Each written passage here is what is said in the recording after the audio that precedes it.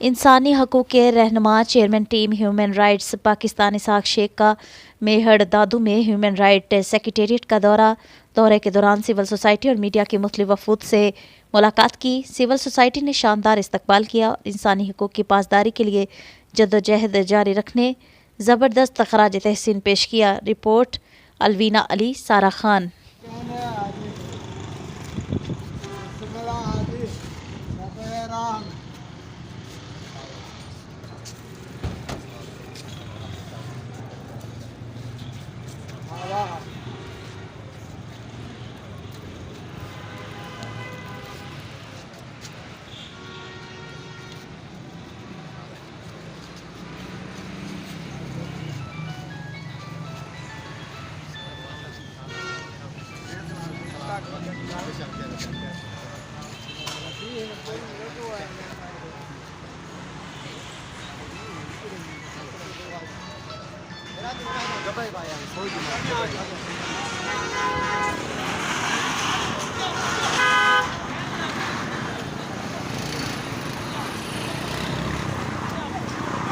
بند